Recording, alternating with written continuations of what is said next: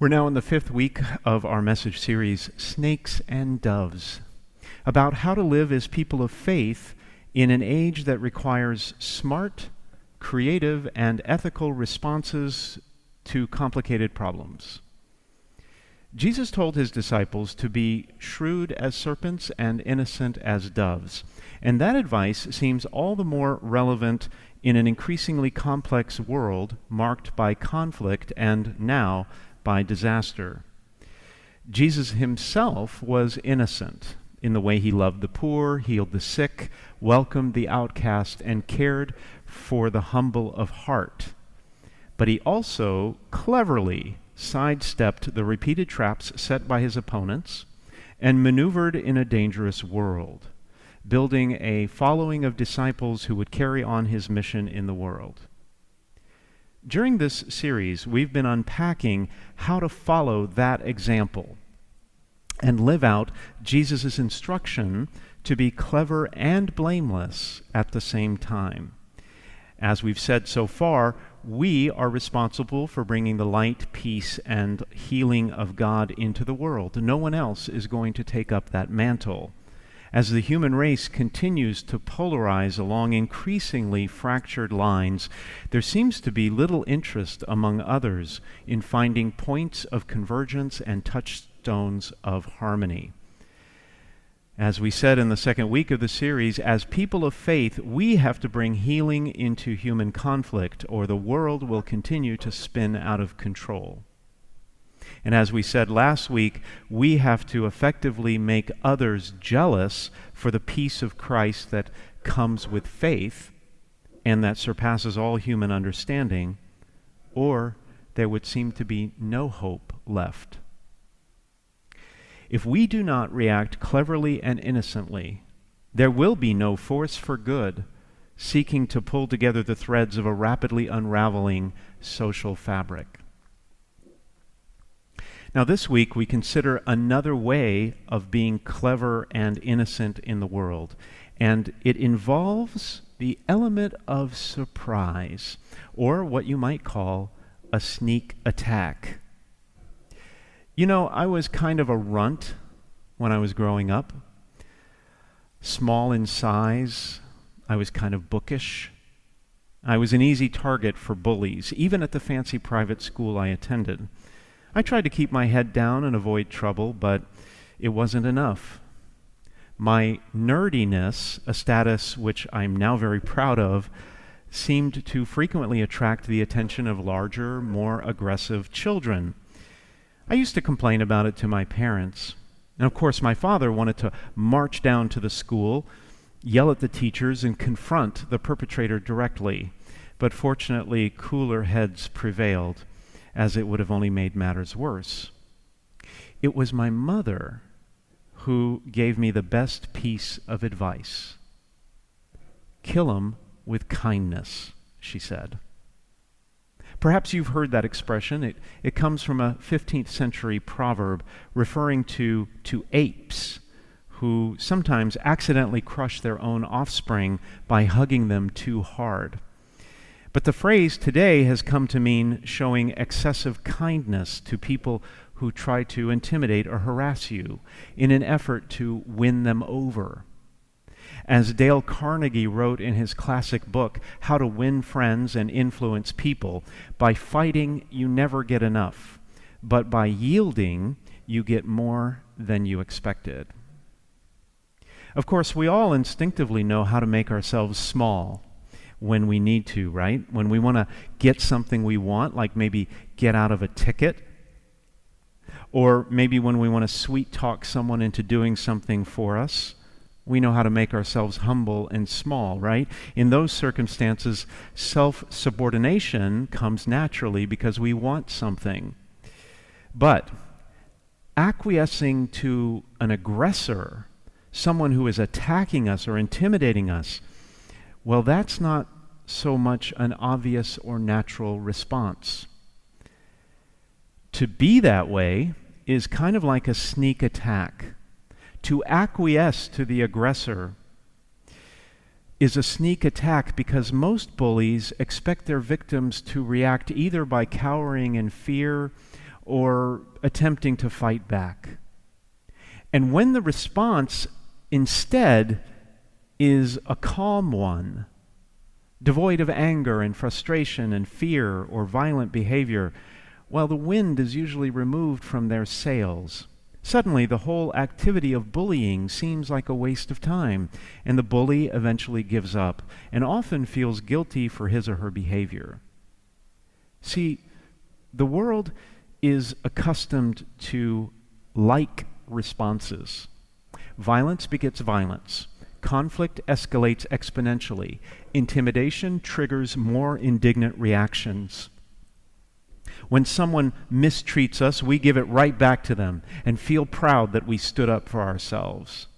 When insults are hurled, bad names called, and unfair criticism leveled, most people reply with more of the same.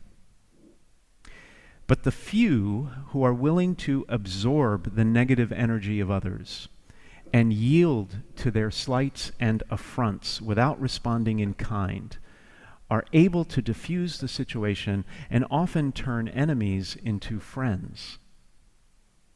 When an attack is met with non-resistance and even kindness, a meeting of the minds can happen, and there is a chance for peace. That's because the one who initiated the conflict in the first place ultimately becomes shamed and embarrassed by a gentle and non-confrontational response. It's just so foreign and unexpected that it will usually pacify the aggressor. So the more we respond to hatred with love, the more we respond to intolerance with forbearance, the more we respond to resentment with forgiveness, the more we are able to disarm hostility and neutralize aggression. That's what it means to kill 'em with kindness. But the problem is that it involves sacrifice to do that, a kind of dying to our own instincts. And I think this is part of what Jesus was trying to teach his disciples in the gospel passage today. Let's take a look at that. He told them, "Whoever wishes to come after me must deny himself, take up his cross, and follow me.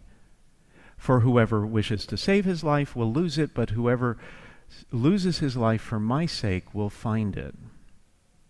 Voluntary suffering and a willingness to sacrifice oneself, Jesus says, is now a requirement for following him. And that's because where the Master trod, the disciples must go also. See, Jesus himself embraced the cross, and he expected his disciples to do the same. Here's what the gospel story today says about that. Jesus began to show his disciples that he must go to Jerusalem and suffer greatly from the elders, the chief priests, and the scribes, and be killed. Now, that was unacceptable to Peter, who had just been appointed the chief disciple. To surrender to unjust violence would be a deplorable show of weakness, and definitely not what he would expect from the future king of Israel. No, in the mind of Peter and the disciples on whose behalf he spoke, the Messiah was to be a strong military figure who would never voluntarily submit to his own execution, but would fight it every step of the way. But when Peter challenged Jesus on this point, his response was simple. You're not thinking as God does, but as human beings do. See, human beings respond in kind to violence and injustice, not God. Human beings fight fire with fire, demand an eye for an eye and a tooth for a tooth, not God. Killing him with kindness is not how humans ordinarily think, because the high road is the humble road. And well, it's just too hard. But human thinking only leads to retaliation, revenge, and more violence. The path to true peace on the other hand, is surrender. Now, if that sounds completely counterintuitive to you, think for a moment about the cross.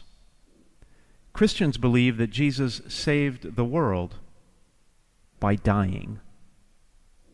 He redeemed humankind by surrendering his own life. He conquered death by submitting to it. He overcame evil by allowing it. If that's got you scratching your head, wondering how that's possible, you're not alone. In fact, you might be surprised to learn that Catholic doctrine has never defined exactly how the cross results in our salvation. There have been many theories about that over the last 2,000 years. And one of those theories is that by surrendering to evil and succumbing to death, Jesus revealed God's unconditional love to us. That he would submit his own life to the most barbaric form of execution ever known is so surprising, so unexpected, so shocking, that it actually has the power to transform us.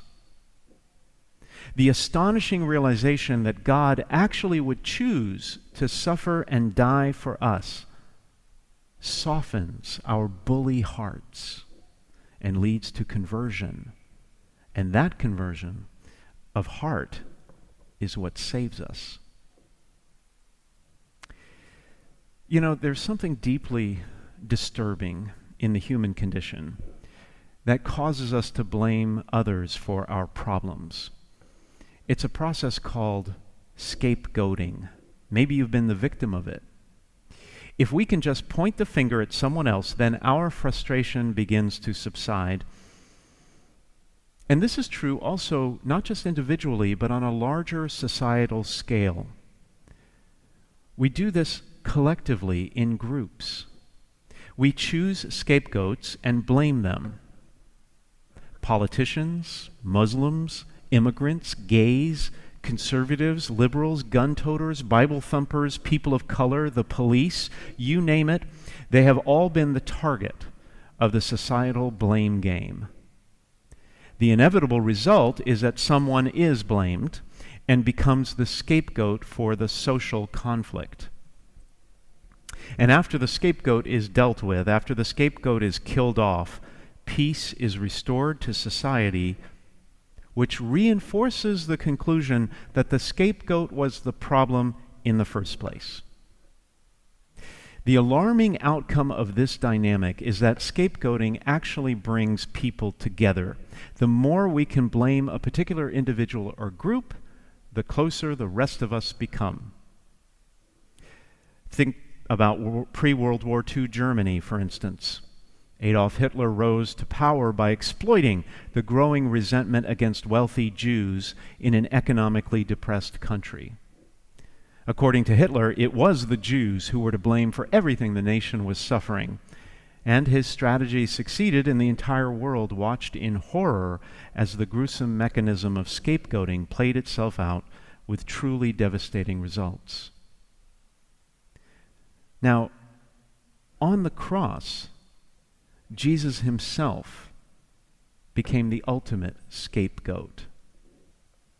The man who would die to save the entire human race. He was blamed for everything and put to death. But then something very strange happened.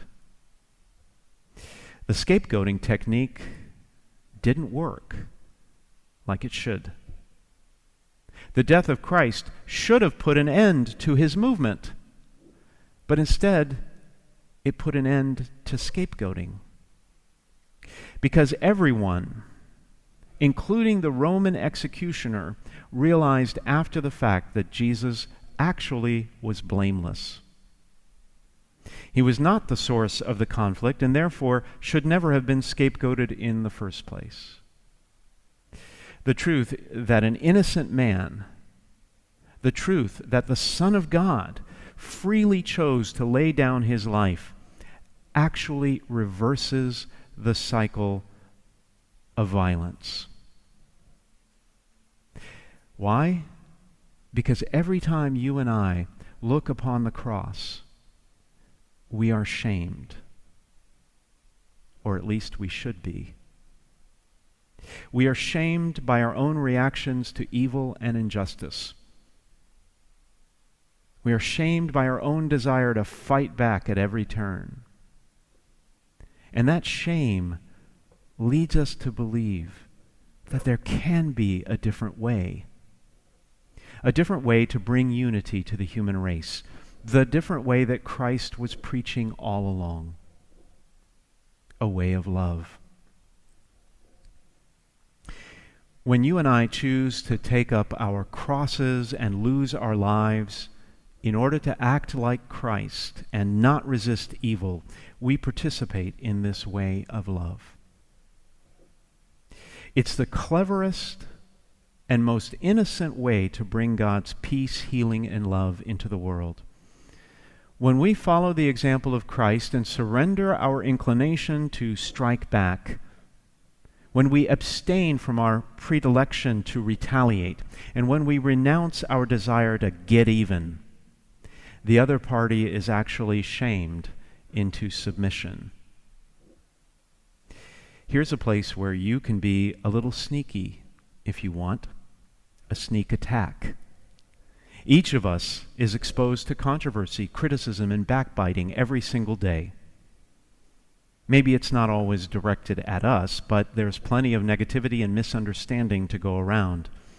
You see it on television, you hear it in the workplace, and all too often you experience it even in communities of faith, because we're all imperfect people.